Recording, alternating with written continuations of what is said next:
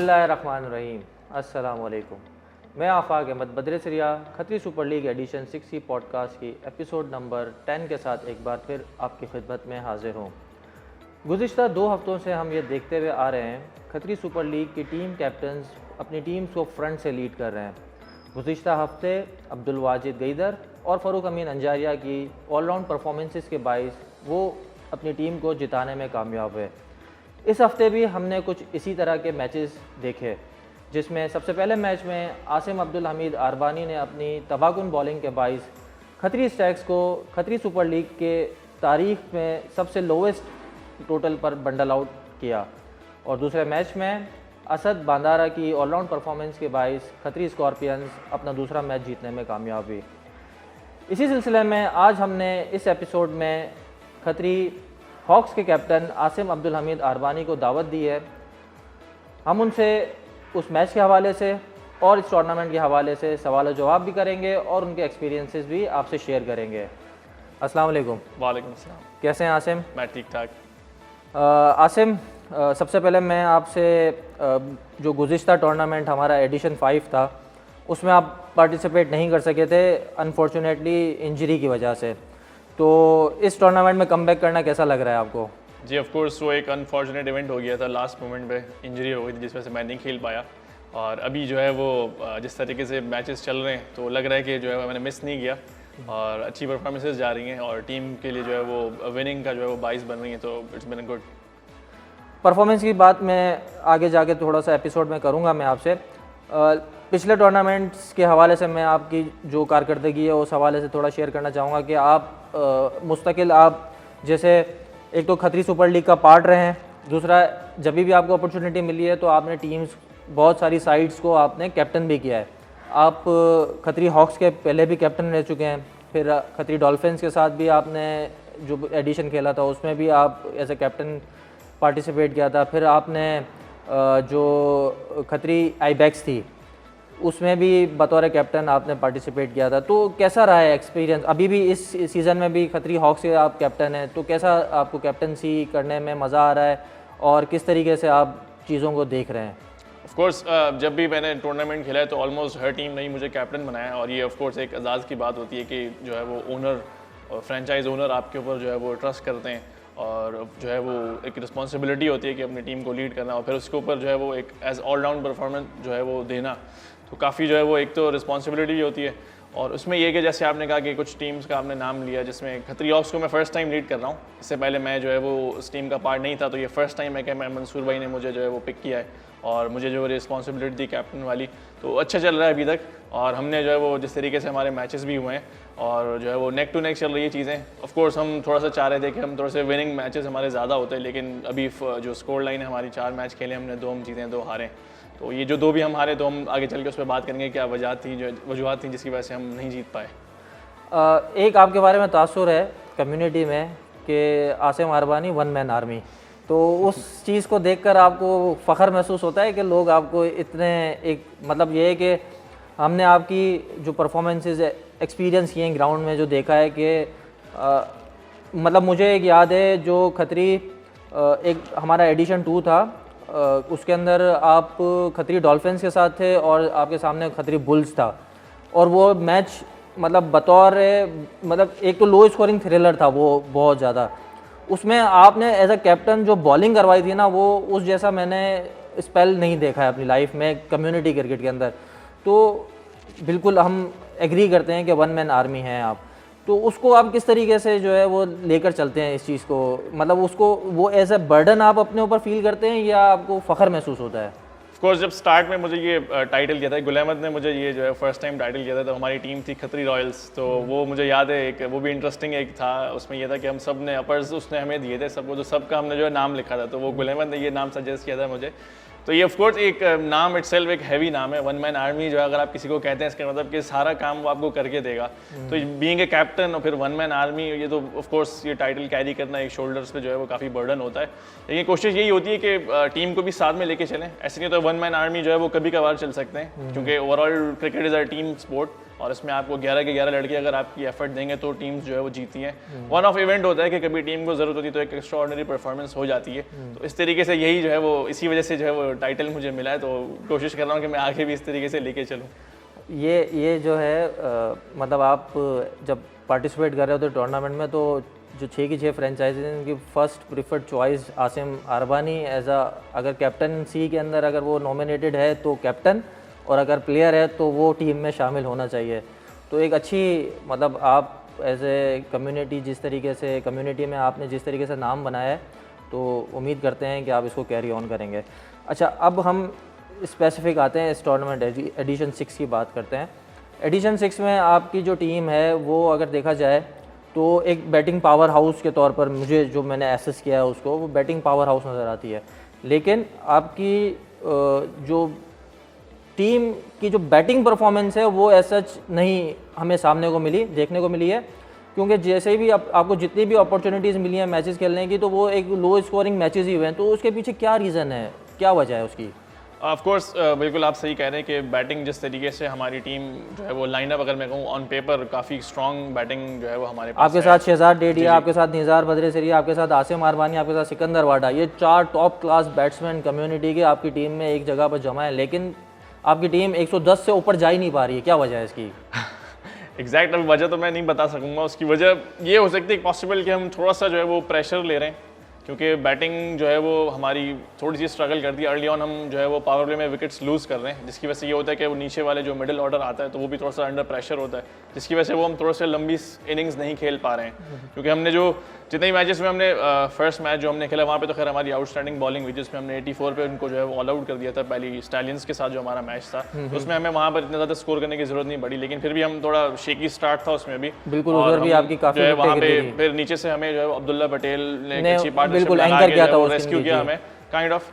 तो ये है, और बाकी फिर कुछ मैचेस जो हमारा सेकंड मैच था उसमें भी हमने 110 पे जो है वो ऑल आउट हो गए थे हम। आई थिंक हमारे ओवर्स पूरे हुए थे शायद, वो भी जो है वो थोड़ा सा लो स्कोरिंग था। वो थोड़ी सी उसमें कंडीशंस भी डिफरेंट थी, वो लेट नाइट एक मैच था और काफ़ी ठंड भी थी, तो एक थोड़ा सा कंडीशंस का भी फैक्टर मैं कहूँगा उसमें, जिस वजह से हो सकता है कि परफॉर्मेंस पे इफेक्ट आया हो।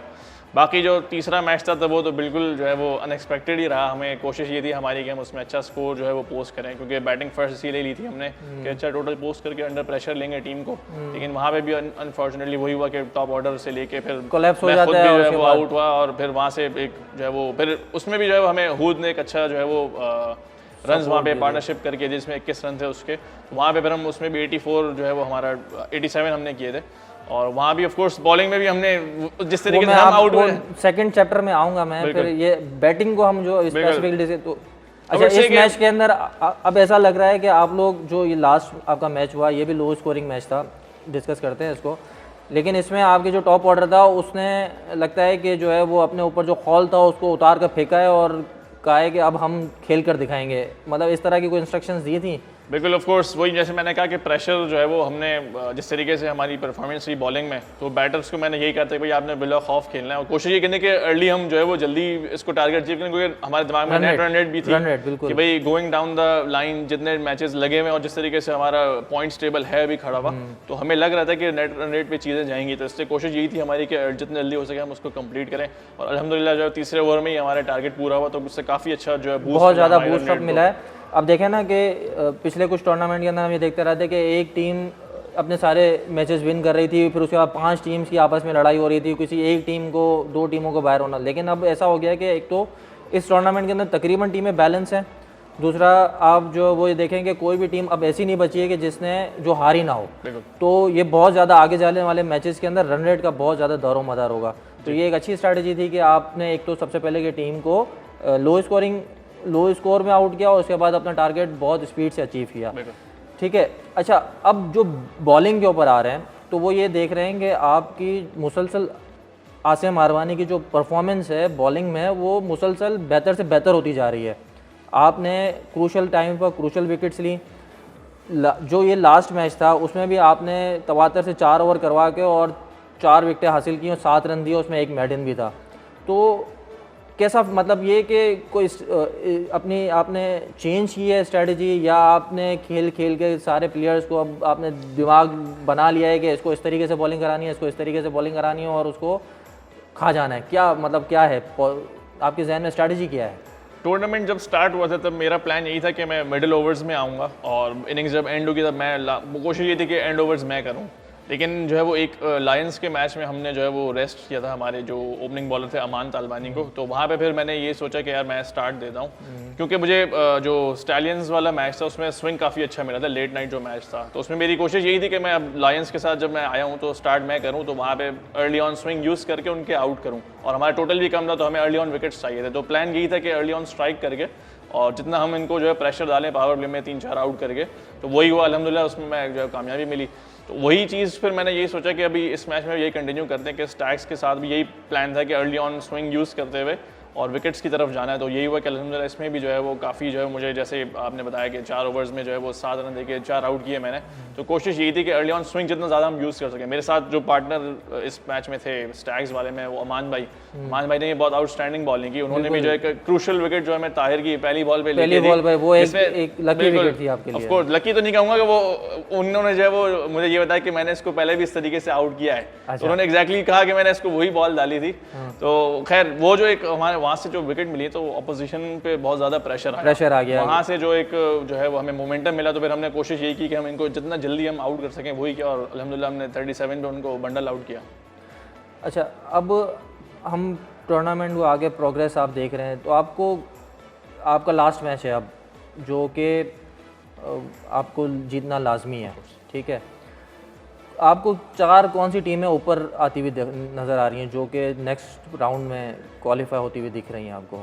अभी प्रेडिक्शन करना थोड़ा सा मुश्किल है क्योंकि अभी पॉइंट टेबल पे सब टीमें 4-4 पॉइंट्स के साथ हैं। स्टैलियंस ऑफ कोर्स उन्होंने कोई भी इवन रजिस्टर नहीं की अपनी, लेकिन बाकी 5 टीमों के जो है वो 4-4 पॉइंट्स हैं, तो अभी से प्रेडिक्ट करना तो मुश्किल होगा।